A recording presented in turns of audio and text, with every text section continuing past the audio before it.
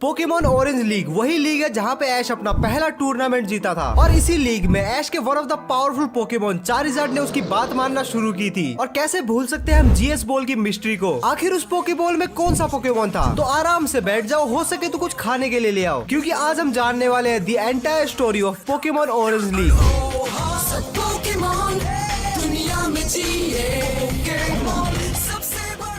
कहानी की शुरुआत होती है एक पार्टी से। मतलब ये लोंडा 16 रैंक आने पे पार्टी मचा रहा है, लोंडा नाच कर रहा है। खैर छोटी छोटी चीजों में खुश रहना पड़ता है। उसके बाद वहाँ पे आती है टीम रॉकेट। टीम रॉकेट उनके खाने में कुछ तो मिला देती है जिनसे उन सबको जुलाब लग जाता है और वो पिकाचू को उठा के चले जाते हैं। ऐश पहले पिजेटो का इस्तेमाल करता है लेकिन बात नहीं बनती। उसके बाद वो चारिज़ार्ड को निकालता है, लेकिन अपने चारी भाई को तो चारे से मतलब था, तो वो खाने पे टूट पड़ता है। अपने चारिज़ार्ड भाई खाना ठूस ही रहे होते हैं, लेकिन टीम रॉकेट उनके खाने के बीच में दखल दे देती है। उसके बाद क्या, अपने चारिज़ार्ड भाई की गुद्दी सटकी और उन्होंने सबकी गुद्दियां चटका दी। उसके बाद हम देखते हैं कि प्रोफेसर ओक ऐश और उसकी गैंग को वेलेंसिया आइलैंड जाके प्रोफेसर आईवी से एक मिस्टीरियस पोकेमॉन लाने को बोलते हैं। और उसके बाद अपने लौंडे वेलेंसिया आइलैंड की तरफ निकल पड़ते हैं। और पैलेट टाउन के रास्ते में एक फॉरेस्ट आता है जहाँ पे स्पैरोज का राज होता है। और एक स्पैरो जिसको ऐश ने एपिसोड 1 में पत्थर फेंक के मारा था, वो स्पैरो अब तक ऐश की वो बात भूला नहीं है और वो इंतकाम के चक्कर में है। और जैसे ही वो ऐश को देखता है वो उसे उठा के निकल पड़ता है। हालांकि पिकाचू ऐश को बचा लेता है और वो सीधा एक पेड़ पे आगे गिरते हैं जहाँ पे 3 बंदर टीम रॉकेट ऑलरेडी होती है। टीम रॉकेट से उन्हें पता चलता है कि यहाँ के स्पैरो गुंडे लोग हैं और ये भोले वाले पिजी और पिजोटो को तंग करते हैं। और फिर अपना मुखिया ऐश मैटर अपने हाथों में लेता है और उस स्पैरोज के गैंग लीडर फ्यूरो से लड़ने के लिए अपने 2 बिलांद के पिजियोटो को निकालता है। और फिर फाइट के दौरान हमारा पिजियोटो पिजियोट में इवॉल्व हो जाता है और फिर हमारा पिजियोट और पिकाचू मिलके उस फ्यूरो की गुद्दी चटका देते हैं। तो उसके बाद ऐश डिसाइड करता है कि ये साले चूजे खुद से तो जिंदा रह नहीं सकते, तो मुझे ही कुछ करना पड़ेगा। तो वो अपने पिजियोट को इनका गैंग लीडर बना के इनकी रक्षा करने के लिए वही छोड़ देता है। अगले एपिसोड में हम देखते हैं कि हमारे लोंडे वेलेंसिया सिटी की तरफ जा रहे थे, लेकिन हमारे तीनों कंगलों के पास प्लेन से जाने के लिए पैसे नहीं थे, तो ये लोग अपना रास्ता नाप ही रहे थे। तभी हम देखते हैं कि 2 लोग लॉटरी टिकट बेच रहे थे जिसका ग्रैंड प्राइज था वेलेंसिया सिटी के लिए फ्री ब्लिम्प राइड। और फिर अपना लोंडा ऐश वो लॉटरी जीत भी जाता है। दूसरी तरफ हमारी टीम रॉकेट अपने बॉस जियोवानी से बात कर रहे थे, जो कि वो उन्हें एक सीक्रेट मिशन के बारे में बता रहा था। और दूसरी तरफ ऐश, मिस्टी और ब्रोक प्लेन के पास पहुंचते हैं जो कि खटारा लग रही थी। और तभी टीम रॉकेट फ्लाइट होस्ट के रूप में वहाँ पे आती है और अपनी गैंग को प्लेन में बिठा के ले जाती है। और थोड़ी दूर पहुंच के हमारे लोंडे को पता चल जाता है कि ये प्लेन किसी भिखमंगे का है। प्लेन से क्रैक की आवाज आ रही थी और उन्हें बाद में पता चलता है कि प्लेन में एक होल है और हमारा लोंडा ऐश उसी होल में जाके लटक जाता है, लेकिन मिस्टी और ब्रोक उसे बचा लेते हैं। और फिर अचानक से प्लेन अपना बैलेंस खोना शुरू कर देती है। जेसी और जेम्स जाके देखती है कि आखिर ये झोला छाप प्लेन उड़ा कौन रहा है। और जब वो म्योथ के पास पहुंचते हैं तब उन्हें पता चलता है कि प्लेन तो राम भरोसे उड़ रहा है। उसके बाद मौसम और खराब होना शुरू हो जाता है और हमारी मिस्टी को रियलाइज होता है कि उसकी टोगेपी तो गायब है। वो सब टोगेपी को ढूंढ ही रहे थे। तभी टीम रॉकेट आती है और पिकाचू को उठाने की ट्राई करती है। पिकाचू उन्हें 440 वोल्ट का झटका देता है और उनकी झाटे जला देता है। हालांकि वो सब टीम रॉकेट को तो हरा देते हैं, लेकिन प्लेन बहुत ही बुरी तरीके से नीचे की तरफ जा रहा था। और इसी दौरान मिस्टी को टोगेपी भी मिल जाती है और फिर तीनों अपने अपने पोकेमॉन की मदद से प्लेन को सेफली या फिर क्रैश करके वेलेंसिया आइलैंड पे लैंड करते हैं। वेलेंसिया आइलैंड पहुंचते ही वो प्रोफेसर आईवी को ढूंढने निकल पड़ते हैं और इवेंचुअली वो एक लैब में पहुंचते हैं जहाँ पे उन्हें आईवी के 3 चमचे मिलते हैं। वो तीनों उन्हें आईवी के पास लेके जाते हैं और आईवी उन्हें अपनी बॉल जीएस बॉल दिखाती है। मैं इस पोकेबॉल की पहेली को खुद सुलझा सकती,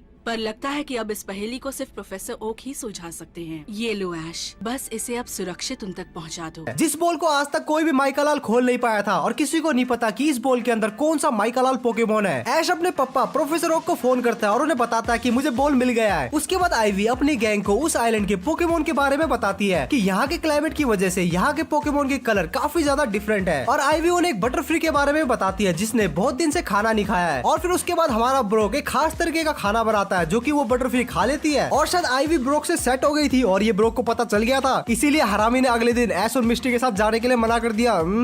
और फिर अपने लोंडे और लोंडिया इसका भी कटेगा बोल के वहाँ से चले जाते हैं। रास्ते में उन्हें वो सेम प्लेन दिखता है और इस बार टीम रॉकेट उन्हें अपने जाल में फंसा के प्लेन में कैद कर लेती है। लेकिन उसके बाद कहीं से वहाँ पे जिगलीपफ आ जाती है जो कि गाना गाना शुरू कर देती है, जिसके कारण टीम रॉकेट सो के उस प्लेन से गिर जाते हैं और अपने लोंडे उसी प्लेन में फंस जाते हैं। नेक्स्ट एपिसोड में वो प्लेन एक डेजर्टेड आइलैंड में क्रैश लैंड करता है और अपने लोंडे को पता चलता है कि ये कोई ऐसा वैसा आइलैंड नहीं है बल्कि एक पोकेमॉन थीम पार्क है। और फिर वो लोग उस पार्क को एक्सप्लोर करना शुरू करते हैं और फिर वो देखते हैं कि कुछ नालायक लोग एक बेबी लैप्रेस को बुली कर रहे थे। ऐश उन लोगों से भिड़ने जा ही रहा था, तभी ट्रेसी नाम का एक पोकेमॉन वॉचर बीच में आता है जो कि हर पोकेमॉन को मेजर करने लगता है। और तभी वो लोग ऐश पे अटैक करते हैं, लेकिन पिकाचू उनकी गुद्दी चटका देता है। और फिर वो लोग उस लैप्रेस को लेकर नर्स जॉय के पास जाते हैं। तभी सीन शिफ्ट होता है टीम रॉकेट की तरफ, जिनका मन पिकाचू से भर चुका था और इस बार उन्हें लैप्रेस चाहिए था। और तभी सीन शिफ्ट होता है उसी पोकेमॉन सेंटर में जहाँ पे बहुत सारे पोकेमॉन पोकेमोन ट्रेनर्स आते हैं और फिर वहाँ ऐश को पता चलता है ऑरेंज लीग के बारे में। और अगर ऐश 4 जिम लीडर्स को हरा के 4 बैचेस ले लेगा तो उसे ऑरेंज लीग चैंपियनशिप में पार्टिसिपेट करने का मौका मिलेगा। और ये सुन के ऐश बहुत ज्यादा एक्साइटेड हो जाता है और वो प्रोफेसर ओक को कॉल करता है और उसे बोलता है बड़ो तेरा बॉल बाद में मिलेगा, पहले मैं चैंपियनशिप जीत लेता हूँ। और प्रोफेसर ओक को देख के ट्रेसी की कच्चियां गीली हो जाती है और वो ऐश और मिस्टी को जॉइन कर लेता है इस उम्मीद में कि लास्ट में उसे प्रोफेसर ओक से मिलने का मौका मिलेगा। उसके बाद हम देखते हैं कि वो लैप्रेस काफी ज्यादा डरा हुआ था और ऐश उसका ट्रस्ट जीतने का ट्राई कर रहा था। उसके बाद वहाँ पे नल्ली टीम रॉकेट एक बार फिर से आती है जो कि लैप्रेस को उठाने का ट्राई करती है और वही होता है जो कि हर बार होता है, ऐश टीम रॉकेट को हरा देता है और इसी बीच वो लैप्रेस का ट्रस्ट भी जीत लेता है। और एपिसोड के एंड में वो नर्स जोय को बोलता है कि वो लैप्रेस को अपने साथ ले जाना चाहता है। उसके बाद ऐश, मिस्टी और ट्रेसी लैप्रेस की सवारी करते हुए माइक आइलैंड पे पहुंचते हैं जहाँ पे ऐश को अपने फर्स्ट जिम बैच के लिए बैटल करनी थी। और आइलैंड पे पहुंचते ही ऐश को एक नारियल दिखता है और लालची ऐश वो नारियल लेने का ट्राई करता है, लेकिन उसे पता चलता है कि वो तो एक ट्रैप था जो कि बच्चों ने बिछाया था। उसके बाद अपना ऐश पहुंच जाता है जिम लीडर को लड़कारने के लिए। वहाँ पे जिम लीडर सीसी ऐश को बताती है कि ये कोई रेगुलर पोकेमोन बैटल नहीं होने वाली है। वो ऐश को बताती है कि यहाँ पे हम लड़ेंगे नहीं बल्कि यहाँ पे हम अपने पोकेमोन की एबिलिटी को देखेंगे और जिसका पोकेमोन ज्यादा कैंस को हिट कर लेगा वो जीत जाएगा। क्यूटी जिम लीडर सीड्रा को चुनती है और ऐश अपने चैट स्क्वाडर को और अपना स्क्वाडर सीड्रा को इक्वल टक्कर देता है जिसके कारण फर्स्ट राउंड ड्रॉ हो जाता है। उसके बाद सेकंड लेवल आता है जहाँ पे मूविंग ऑब्जेक्ट्स को हिट करना था, लेकिन सेकंड राउंड भी ड्रॉ हो जाता है। और फिर फाइनल एंड थर्ड राउंड शुरू होता है जिसमें सीजी ब्लास्टोइस को बेचती है और ऐश लैप्रेस को। मुकाबला स्टार्ट ही होने वाला था तभी वहाँ पे नल्ली टीम रॉकेट आती है जो कि ब्लास्टोइस को चुराने का ट्राई करती है, लेकिन ब्लास्टोइस बस एक हाइड्रो पंप से उन सबको उड़ा देता है। और फिर फाइनली फाइनल राउंड शुरू होता है जहाँ पे ब्लास्टोइस और लैप्रेस को रेस लगानी होती है और रेस के दौरान एक बहुत ही बड़ी वाटर वेव आती है जिसको ऐश लैप्रेस की आइस बीम की मदद से टैकल कर लेता है, लेकिन हमारी क्यूटी जिम लीडर उसको टैकल नहीं कर पाती और वो हार जाती है और ऐसे ऐश को उसका फर्स्ट बैच कोरल आई बैच मिलता है। उसके बाद हमारे लोंडे लैप्रेस की सवारी करते हुए निकल पड़ते हैं और कुछ छोटे मोटे एडवेंचर करने के बाद हमें डैनी नाम के कैरेक्टर से मिलवाया जाता है जिसको देख के मिस्टी की कच्चियां गीली हो जाती है और डैनी हमारे लोंडो को नेवल आइलैंड के जिम लीडर तक लेके जाता है और वहाँ पे उन्हें पता चलता है कि जो भी जिम लीडर को चैलेंज करना चाहता है उसे सबसे पहले माउंटेन्स की चढ़ाई करनी पड़ेगी, वो भी बिना किसी पोकेमोन की हेल्प से। शुरू में तो अपना लोंडा काफी घबराया हुआ होता है लेकिन वो इस चैलेंज को एक्सेप्ट कर लेता है और पहाड़ को चढ़ना शुरू करता है। थोड़ी देर चढ़ाई करने के बाद ऐश देखता है कि नल्ली टीम रॉकेट एक बार फिर से आ गई है, लेकिन हमारा नया कैरेक्टर डैनी ज्यादा टाइम वेस्ट ना करते हुए टीम रॉकेट को तुरंत हरा देता है और उसके बाद वो रिवील करता है कि हाँ मैं ही हूँ जिम लीडर। वाह क्या रिवील था। और डैनी उन्हें बताता है कि अगर ऐश 3 में से 2 चैलेंजेस जीत गया तो उसे बैच मिल जाएगा। फर्स्ट राउंड में वो देखते हैं कि किसके पोकेमोन की आइस बीम एक्यूरेसी सबसे ज्यादा है, तो ऐश इसके लिए लैप्रेस को चूज करता है और डैनी इसके लिए अपनी निडोक्विन को चूज करता है। डैनी फर्स्ट राउंड इजीली जीत जाता है और सेकंड राउंड में दोनों को ही 3-3 पोकेमोन चूज करना था और उन पोकेमोन की मदद से उन्हें आइस की एक स्लेड बनानी थी। ऐश चूज करता है बल्बासोर, पिकाचू और सरप्राइजिंगली चार्जर्ड को। उधर डैनी की टीम मेहनत करके आइस स्लेड बना रही थी और इधर अपना ऐश चार्जर्ड से भीख मांग रहा था कि प्लीज इसको बना दे।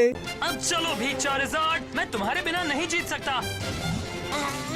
चलो भी चार्जर्ड, मुझे फ्लेम थ्रोअर की जरूरत है। उसके बाद पता नहीं चार्जर्ड का क्या मूड सड़का, उसने फ्लेम थ्रोअर यूज किया और परफेक्ट आइस स्लेड बना दी। और अब थर्ड और फाइनल राउंड आता है जहाँ पे उन्हें उसी आइस स्लेड का इस्तेमाल करके पहाड़ से नीचे आना था। रेस के स्टार्टिंग में डैनी काफी डोमिनेट कर रहा था लेकिन इवेंचुअली ऐश वो रेस जीत जाता है और ऐसे ऐश को उसका दूसरा बैच सी रूबी बैच मिलता है और उसके बाद अपने लोंडे लैप्रेस की सवारी करते हुए निकल पड़ते हैं। वैसे तो नेक्स्ट एपिसोड में कुछ बताने लायक नहीं है लेकिन मैं कुछ इंपॉर्टेंट चीजें बता देता हूँ। हमारे लोंडे पहुंच जाते हैं ग्रेप फ्रूट आइलैंड में जहाँ पे उन्हें पता चलता है कि कोई तो ग्रेप फ्रूट को चुरा रहा है और उन्हें पता चलता है कि चोरी के पीछे स्नोरलैक्स है। अपने लोंडे स्नोरलैक्स को रोकने के लिए प्लान बनाते हैं लेकिन कोई भी प्लान काम नहीं आता। तभी वहाँ पे जिगलीपफ आ जाती है जो कि गाना गाती है और वो स्नोरलैक्स को सुला देती है और ऐश इस चीज का फायदा उठा के स्नोरलैक्स को पकड़ लेता है। और तुम्हें बता दूं कि ऐश का ये स्नोरलैक्स बैटल में एक्चुअल बीस्ट है, वो तुम्हें आगे पता चलेगा। और उसके बाद कुछ नॉन इंटरेस्टिंग एपिसोड को स्किप करते हुए सीधा चलते हैं एक्साइटिंग एपिसोड की तरफ। अब मुझे पता तुम लोग किस चीज के लिए एक्साइटेड हो कि वो एपिसोड कब आएगा, जब चार्जर्ड ऐश की बात मानना शुरू करेगा। तो शांति रखो, वो एपिसोड भी आएगा। इस एपिसोड में हम देखते हैं कि ऐश, मिस्टी और ट्रेसी एक शिप में बैठ के ट्रोविटा आइलैंड की तरफ जा रहे होते हैं। तभी मिस्टी की नजर मारी नाम की एक लड़की और उसके पोकेमोन की तरफ पड़ती है जो कि पानी में डूब रहे होते हैं और मिस्टी ज्यादा टाइम वेस्ट ना करते हुए उस लड़की को बचा लेती है और दूर से मिस्टी को मारी की हेल्प करते हुए देखते हुए मारी का ब्रदर रूडी मिस्टी से इंप्रेस हो जाता है और उसकी भी कच्चियां गीली हो जाती है। और जब अपने लोंडे आइलैंड पे पहुंचते हैं तब वो सेम लोंडा मिस्टी को पटाने का फुल ट्राई कर रहा था और उसके कुछ टाइम बाद हमें पता चलता है कि रूडी एक्चुअल में इस आइलैंड का जिम लीडर है। और ये सुनते ही ऐश टाइम वेस्ट नहीं करता और वो सीधा उसको चुनौती तुरंत इफेक्ट के मारता है। बट रूडी हवस के भूखे को पोकेमोन बैटल से ज्यादा मिस्टी में इंटरेस्ट था, तो वो मिस्टी को एक डिनर के लिए इन्वाइट करता है और वो दोनों उसके बाद डिनर करते हैं। डिनर के बाद क्या करते हैं हमें पता नहीं। और उसके नेक्स्ट डे सीधा होती है ऐश और रूडी की पोकेमोन बैटल। फर्स्ट राउंड में ऐश पिकाचू को चूज करता है और रूडी इलेक्ट्रोबस को। इलेक्ट्रोबस पिकाचू के मुकाबले काफी ज्यादा पावरफुल था, तो वो पिकाचू को इजीली हरा देता है। और नेक्स्ट राउंड में ऐश बल्बासोर को चूज करता है और रूडी एग्जीक्यूटर को। शुरू में एग्जीक्यूटर बल्बासोर पे भारी पड़ता है, लेकिन अपना 1.5 साल बल्बासोर स्लीप पाउडर की मदद से एग्जीक्यूटर को सुला देता है और ये राउंड जीत जाता है। और अब फाइनल राउंड आता है जहाँ पे रूडी स्टार में को चूज करता है और ऐश स्क्वार्टल को। हम देखते हैं कि स्टार में जो कि एक वाटर टाइप पोकेमोन है वो थंडरबोल्ट का इस्तेमाल करता है। ऐश इस चीज के लिए बिल्कुल भी प्रिपेयर नहीं था, तो स्टार्टिंग में तो स्टार में काफी डोमिनेट करता है, लेकिन बाद में अपना चैड स्क्वार्टल मौके का फायदा उठा के हाइड्रो पंप का इस्तेमाल करके स्टार में को हरा देता है और ऐसे ऐश ये बैटल जीत जाता है और उसे उसका तीसरा बैच स्पाइक शेल बैच मिलता है। ऐश, मिस्टी और ट्रेसी अपने नेक्स्ट आइलैंड की तरफ जा रहे होते हैं, तभी उनके पास एक बोट आके रुकती है जिसमें एक लोंडा टैड होता है। टैड ऐश को बताता है कि उसने ऐश के बारे में सुना है कि उसने रूडी को हरा दिया है, तो वो ऐश के साथ एक मैच करना चाहता है। उसके बाद किसी पास के आइलैंड में उतर के दोनों लोंडे पोकेमोन बैटल करना शुरू करते हैं, जहाँ पे ऐश पिकाचू को बेचता है और टैड पोलीरैथ को। पोलीरैथ बिल्कुल भी टाइम वेस्ट नहीं करता और वो पिकाचू को स्लीप में डाल देता है और उसके बाद वाटर गन की मदद से उसे हरा देता है। उसके बाद टैड ऐश के साथ ट्रैश टॉक करना शुरू कर देता है और फिर अपना ऐश जोश जोश में आगे चार्जर को बाहर निकालता है, लेकिन चार्जर उसकी बात मानने के अलावा पूरे आसमान में इधर उधर उड़ रहा था। लेकिन उसके बाद टैड का पोलीरैथ चार्जर के मुंह पे वाटर गन मारता है, जिससे अपने लोंडे चार्जर का ईगो हर्ट हो जाता है और उसके बाद अपना चार्जर पोलीरैथ से भिड़ जाता है। लेकिन पोलीरैथ आइस बीम की मदद से चार्जर को जमा देता है और जमने की वजह से चार्जर की पूंछ की आग काफी कम हो रही थी। और तुम्हें पता ही है कि अगर चार्जर की पूंछ की आग बुझी तो उसका दी एंड हो जाएगा। टैड चार्जर को छोड़ के वहाँ से चला जाता है और उसके बाद अपना ऐश चार्जर को उस बर्फ से निकालने का ट्राई करता है। ऐश पूरी रात चार्जर की सेवा करता है और उसे गर्म रखने का ट्राई करता है, जिससे चार्जर की पूंछ की आग अब धीरे धीरे बढ़ना शुरू हो गई थी। और चार्जर इसी दौरान उस दिन को याद करता है जब वो चार्मेंडर था और ऐश के साथ मिलजुल के रहता था, और इससे चार्जर को रियलाइज हो जाता है कि ऐश एक्चुअल में उसकी केयर करता है। और फिर नेक्स्ट डे चार्जर एकदम ठीक हो जाता है, लेकिन उसी वक्त टीम रॉकेट वहाँ पे हमला कर देती है और वो पिकाचू को एक बॉक्स में पकड़ के ले जाने ही वाली होती है। तभी चार्जर और ऐश मिलके पिकाचू को बचा लेते हैं और इस दौरान ऐश बेहोश हो जाता है। और जब टीम रॉकेट ऐश पे हमला करने वाली होती है, तभी चार्जर अपना नया मूव रेज अटैक को अनलॉक करता है, जो कि किसी भी पोकेमोन का one of the powerful move होता है। और उसके बाद टैड और ऐश के बीच में एक रीमैच होता है और इस बार चार्जर ऐश की सारी बात मान रहा था। चार्जर संभल कर, दूर हटो।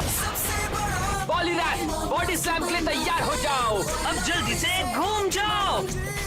और उसके बाद चार्जर सेस्मिक टॉस की मदद से पोलीरैथ को हरा देता है। लेकिन अभी ऐश कामकोएड आइलैंड पे पहुंच जाता है अपने चौथे जिम बैटल के लिए। जैसे ही ऐश आइलैंड पे पहुंचता है, तभी हम देखते हैं कि लोना नाम की एक औरत ऐश को अपना बेटा ट्रेविस समझ के हक कर लेती है। फिर ऐश उस लेडी को बताता है कि मैं आपका बेटा ट्रेविस नहीं हूँ। फिर वो ऐश को बताती है कि उसके बेटे के पास भी एक पिकाचू था, जो कि पोकेमोन मास्टर बनने के चक्कर में उसको छोड़ के चला गया था और उसे ऐसा लगा कि उसका बेटा फाइनली आ गया है। उसके बेटे का तो पता नहीं, लेकिन वहाँ पे टीम रॉकेट आ जाती है और टीम रॉकेट से निपटने के लिए ऐश अपनी छाती चौड़ी करके आगे आता है, लेकिन इस बार टीम रॉकेट ऐश की गुद्दी चटका देती है और तभी लोना अपने पोकेमोन अलकजाम की मदद से टीम रॉकेट को उड़ा देती है। और उसके बाद हमें पता चलता है कि लोना ही इस आइलैंड की जिम लीडर है और ऐश उसे चैलेंज करता है और लोना एक्सेप्ट करती है और लोना ऐश को बताती है कि उन दोनों के बीच में डुओ पोकेमोन बैटल होगी। और उसके बाद सीन शिफ्ट होता है सीधा बैटल डे पे, जहाँ पे लोना चूज करती है अलकजाम और मैरोवक को और ऐश पिकाचू और चार्जर को चूज करता है, जो कि ओपोनेंट से लड़ने की बजाय खुद से ही लड़ रहे थे। और किसी तरह ऐश उनके पैरों में गिर के लड़ाई बंद करवाता है और फाइनली बैटल स्टार्ट होती है और हम देखते हैं कि मैरोवक ऑलमोस्ट चार्जर को हरा देता है, जिसे देख के पिकाचू अपसेट हो जाता है। और तभी पिकाचू चार्जर के साथ मिलकर अलकजाम और मैरोवक से लड़ता है और तभी मैरोवक पिकाचू पे बॉडी स्लैम अटैक का यूज करता है और पिकाचू हवा में उड़ के कहीं दूर ही गिरने वाला था। तभी चार्जर उसे पकड़ लेता है और फिर चार्जर और पिकाचू अच्छे से एक टीम बना के फाइट करना शुरू करते हैं और पिकाचू और चार्जर एक साथ मिलके मैरोवक और अलकजाम को हरा देते हैं और ऐसे ऐश को उसका चौथा और फाइनल जेड स्टार बैच मिल जाता है। अगले एपिसोड में हम देखते हैं कि ऐश, मिस्टी और ट्रेसी पोमेलो आइलैंड की तरफ जा रहे होते हैं, जिसके बारे में बहुत सी शॉकिंग बात हमें वीडियो में आगे पता चलेगी। हमारे लोंडे पोमेलो आइलैंड पे पहुंच के सीधा ऑरेंज लीग हेडक्वार्टर की तरफ जाते हैं, जहां ऐश के बैजेस को चेक किया जाता है और उसे ग्रीन लाइट दे दी जाती है कि वो चैंपियनशिप में पार्टिसिपेट कर सकता है। और वहाँ पे ट्रेसी को एक ड्रैगनाइट का स्टैचू दिखता है, जिसकी वो स्केचिंग बनाना शुरू करता है। उसके बाद हमारी गैंग हॉल ऑफ फेम की तरफ जाती है, जहाँ पे वो प्रीवियस चैंपियंस को देखते हैं और उन्हें पता चलता है कि जिस मिस्टीरियस पोकेमोन को उन्होंने पहले देखा था वो ड्रैगनाइट था, जो कि एक लेजेंडरी पोकेमोन है और वो काफी लंबा है और ये लंबा ड्रेक का है।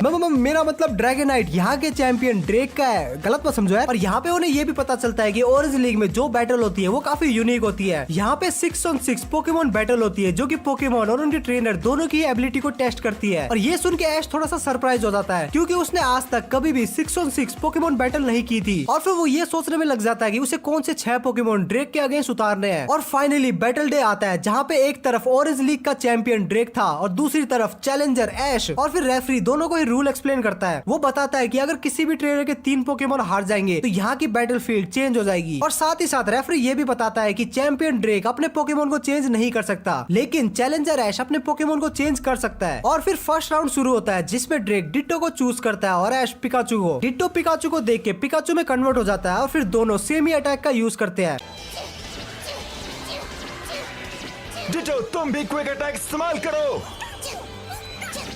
स्टार्टिंग में तो डिट्टो पिकाचू की हालत टाइट कर देता है, लेकिन हमारा पिकाचू एंड मोमेंट में कमबैक करता है और वो डिट्टो को हरा देता है। सेकंड राउंड में ड्रेक ओनिक्स को भेजता है और ऐश पिकाचू को वापस बुला के स्क्वाटल को भेजता है क्योंकि वाटर टाइप पोकेमोन के पास रोक टाइप पोकेमोन के अगेंस्ट काफी एडवांटेज होता है। लेकिन ड्रेक आलू का चैंपियन तो है नहीं, उसे इस बात का पता है, तो वो ओनिक्स को जमीन के अंदर जाने को बोलता है। और फिर मौका देख के वो जमीन से बाहर आता है और स्क्वाटल को पकड़ लेता है। स्क्वाटल उससे बचने के लिए अपने शेल के अंदर चला जाता है और तभी ऐश अपनी बुद्धि का इस्तेमाल करके स्क्वाटल को हाइड्रो पंप अटैक करने को बोलता है और स्क्वाटल अपने शेल के अंदर से हाइड्रो पंप अटैक करता है और वो ओनिक्स को हरा देता है। अपना champion back to back 2 round हार गया था, तो वो तीसरे राउंड के लिए गेंगार को चूज करता है। और फिर ऐश स्क्वाटल को वापस बुला के टोरस को भेजता है। ड्रेक गेंगार को टोरस पे कंफ्यूज रे अटैक मारने को बोलता है। कंफ्यूज रे पड़ने की वजह से टोरस कंफ्यूज हो जाता है और वो आउट ऑफ कंट्रोल होकर इधर उधर भागने लगता है। और ऐश टाइम पे ही टोरस को वापस बुलाता है और वो लैप्रेस को भेजता है। एक तरफ गेंगार नाइट शेड अटैक का यूज करता है और लैप्रेस आइस बीम का यूज करती है। और इतने 2 पावरफुल अटैक के कोलाइड होने की वजह से काफी बड़ा धमाका होता है, जिसकी वजह से दोनों ही पोकेमोन साथ में ही हार जाते हैं। अब ड्रेक के 3 पोकेमोन हार चुके थे, तो नियम के अनुसार बैटलफील्ड चेंज होती है। और ऐश को यकीन नहीं हो रहा था कि उसने ऑरेंज लीग के चैंपियन के 3 पोकेमोन को हरा दिया है। ड्रेक अपने चौथे पोकेमोन वीनासोर को भेजता है और ऐश टोरस को एक बार फिर से भेजता है। वीनासोर टोरस पे सोलर बीम अटैक करता है, लेकिन टोरस उसे डोज कर लेता है और टैकल अटैक की मदद से वीनस को हरा देता है। भाई क्या हो रहा है ये? ऐश ने उसके 4 पोकेमोन हरा दिए। उसके बाद ड्रेक इलेक्ट्रोबस को भेजता है और ऐश टोरस को बल्बासोर से स्विच करता है, लेकिन इलेक्ट्रोबस बल्बासोर को पैरालाइज कर देता है और थंडर पंच की मदद से बल्बासोर को हरा देता है। और फिर ऐश चार्जार्ड को चूज करता है जो कि बैटलफील्ड में उतरते ही फ्लेम थ्रोर अटैक करता है, लेकिन इलेक्ट्रोबस अटैक को डोज कर लेता है और चार्जार्ड पे थंडर पंच का यूज करता है, लेकिन चार्जार्ड स्टिल बैटलफील्ड में बना रहता है और सेस्मिक टॉस अटैक की मदद से इलेक्ट्रोबस को भी हरा देता है। ऐश ने ड्रेक के 5 पोकेमोन को अब तक हरा दिया है और उसके बाद ड्रेक अपने ट्रम्प कार्ड पोकेमोन को भेजता है, दी लेजेंडरी ड्रैगनाइट। चार्जार्ड और ड्रैगनाइट में घमासान युद्ध शुरू होता है। ड्रैगनाइट मौका देख के चार्जार्ड पे आइस बीम अटैक करता है, लेकिन चार्जार्ड को हराने के लिए इतना काफी नहीं था। उसके बाद चार्जार्ड सेस्मिक टॉस अटैक का ट्राई करता है, लेकिन ड्रैगनाइट ऐसा होने नहीं देता और वो उल्टा चार्जार्ड को जमीन में बुरी तरीके से पटक देता है, लेकिन अपना चार्जार्ड हार नहीं मानता। और उसके बाद चार्जार्ड ड्रैगनाइट पे ड्रैगन रेज अटैक करता है, जिसके कारण वहाँ पे एक बहुत ही बड़ा ब्लास्ट होता है। उस ब्लास्ट में ड्रैगनाइट तो सर्वाइव कर लेता है, लेकिन चार्जार्ड सर्वाइव नहीं कर पाता। उसके बाद ऐश स्क्वाटल को भेजता है और ड्रैगनाइट स्क्वाटल को इजीली हरा देता है। उसके बाद वहाँ पे नल्ली टीम रॉकेट ड्रैगनाइट को उठाने के लिए आती है, लेकिन ड्रैगनाइट उन्हें अकेला ही संभाल लेता है। यार नल्ले लोगों का कुछ नहीं हो सकता है। बैटल में थोड़ी सी रुकावट होती है, लेकिन बैटल एक बार फिर से कंटिन्यू होती है। ऐश ड्रैगनाइट से लड़ने के लिए अपने टोरस को भेजता है, लेकिन ड्रैगनाइट अपने थंडर अटैक से टोरस को इजीली हरा देता है। और अब तक दोनों के ही 5-5 पोकेमोन हार चुके थे और दोनों के पास एक फाइनल पोकेमोन बचा था। और लास्ट में ऐश ड्रैगनाइट से लड़ने के लिए पिकाचू को भेजता है। स्टार्टिंग में ड्रैगनाइट पिकाचू पे काफी भारी पड़ रहा होता है। उसके बाद ड्रैगनाइट हाइपर बीम अटैक का यूज करता है, लेकिन किसी तरीके से पिकाचू उस अटैक को डोज कर लेता है और फिर वो ड्रैगनाइट के सर पर चढ़ जाता है और फिर उतरने का नाम नहीं लेता। और तभी ऐश पिकाचू को थंडरबोल्ट अटैक करने को बोलता है और पिकाचू ऐसा ही करता है और ऐसा थंडरबोल्ट अटैक करता है कि पूरा स्टेडियम कांप जाता है। उस अटैक के बाद दोनों ही पोकेमोन काफी ज्यादा वीक हो चुके थे, लेकिन तभी ड्रैगनाइट कोलैप्स कर जाता है और रेफरी ऐश को विनर डिक्लेयर करता है। और पोकेमोन दोस्तों की मदद से ऐश मैच जीत गया और साथ में ऐश ने जीता विनर्स ट्रॉफी